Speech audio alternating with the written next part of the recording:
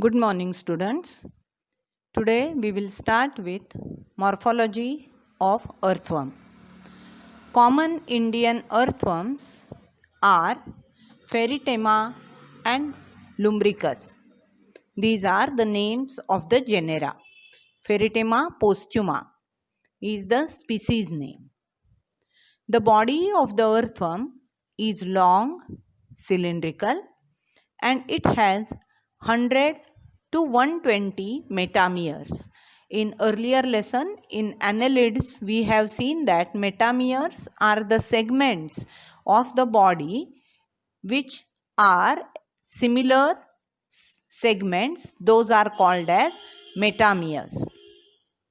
Dorsal surface of the earthworm body has a median mid-dorsal line along the longitudinal axis of the body, and ventral surface has genital openings.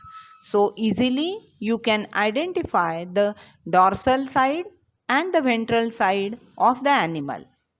A dark line is seen in the middle of the dorsal surface, and on the ventral surface genital openings are seen. In this diagram you can see that this is the clitellum is seen in this, and this is the dorsal side. If you observe the earthworm clearly, then you will see it is not seen in this picture, but this is the ventral surface or ventral side where you can see the genital openings in this ventral surface. So you can easily identify dorsal and ventral surface. Now the parts of the body. Prostomium. It is a lobe which serves as a covering for mouth and as a wedge to force open cracks in the soil. Here in the diagram you can see this tip portion. This is the prostomium. Here you can see this is the mouth, and this prostomium, it is the covering which is above the mouth. Now this is a wedge like structure, more or less triangular structure. Now this portion helps to open the cracks in the soil. As we know that earthworm is burrowing animal, so it burrows in the soil to make a opening in the soil. It makes use of this prostomium. The next first body segment is called as peristomium. Here peristomium is this segment which has mouth in it. So peristomium is the first segment. The next important part is clitellum. Now this clitellum, it is from segment 14 to 16, that is 14, 15, 16. These three segments, they are covered by a dark band of glandular tissue.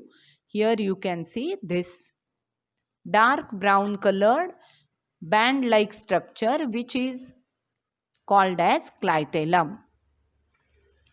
4 pairs of spermatical apertures on ventrolateral sides of 5th to 9th segment. Ventrolateral side means this side. Ventral lateral means on both sides and more towards the ventral part. That way the spermatical openings are there and they are in between 5th to 9th segments. Female genital pore is present in the midventral line of 14th segment. So female genital pore, here you can see the labeling in the middle of the 14th segment on the ventral side, and male genital pores are on the ventrolateral sides of 18th segment. Here male genital pores on the ventrolateral side of the 18th segment. Setae. These are the appendages for locomotion. They are more or less S-shaped structures present in a row, and they help for movement of the organism. These setae are absent in first, last segment and also in the clitellum. Rest all segments have setae. Now let us see the anatomy of earthworm. In that, the first we will see the anatomy of body wall. The body wall of earthworm has 4 different parts. The thin non-cellular cuticle, here you can see the outermost part, it is thin layer of cuticle. This is non-cellular part.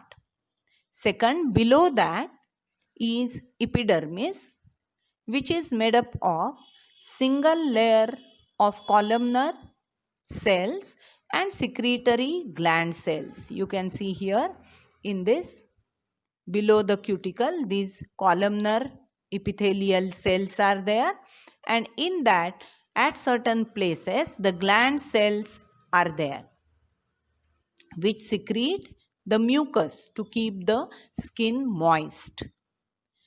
2 muscle layers are there because these muscles are important in the movement of the body. The contraction of these muscles help in the movement of the body.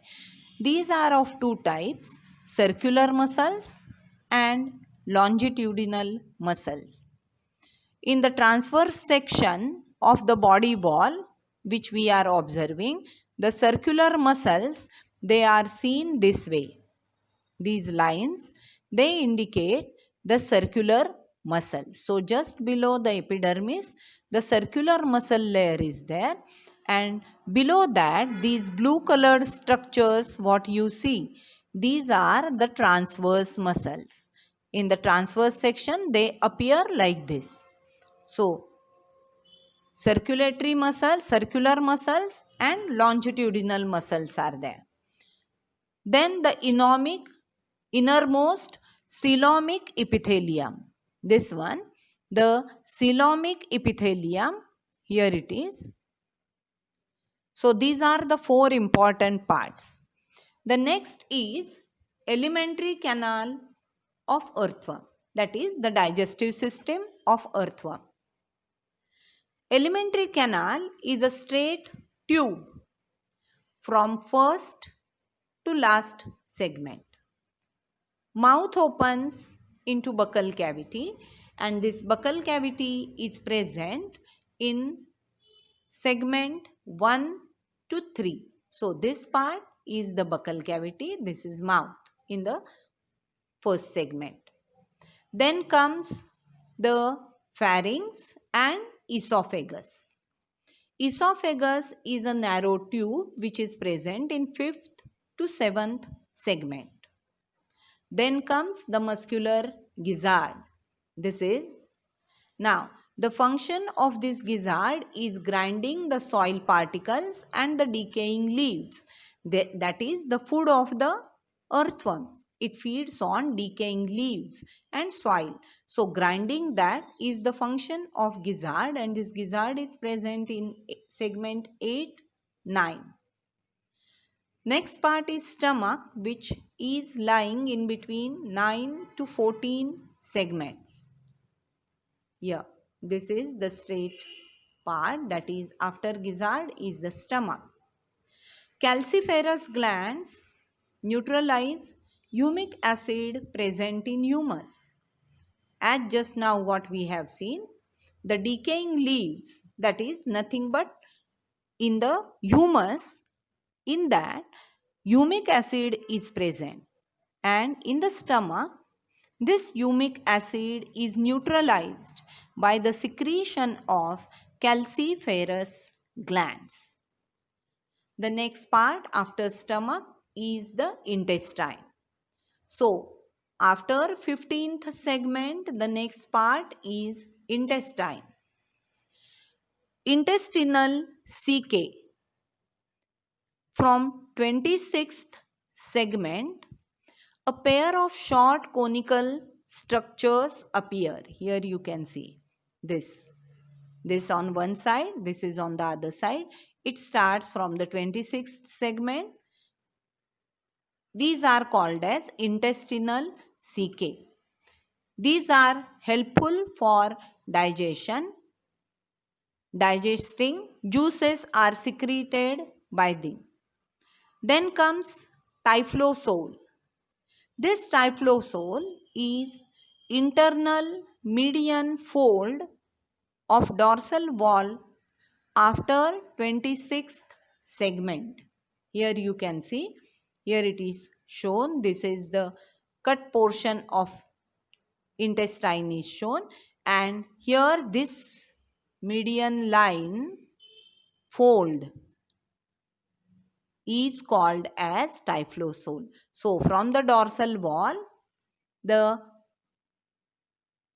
internal median fold develops, and this is to increase the effective area of absorption in the intestine.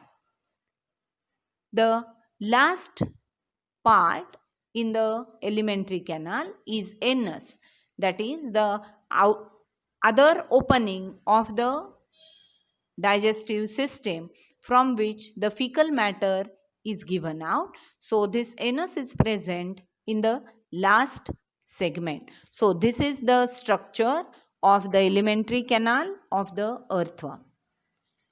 The next is circulatory system.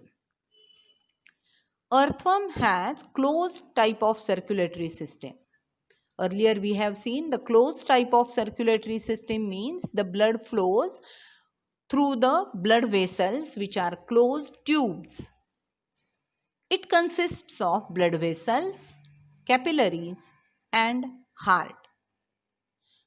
Contractions keep circulating blood in one direction. So contraction of the muscles push the blood in forward direction, one direction.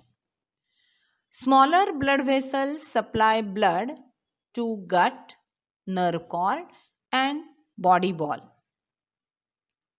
Blood glands are present in the 4th, 5th and 6th segments.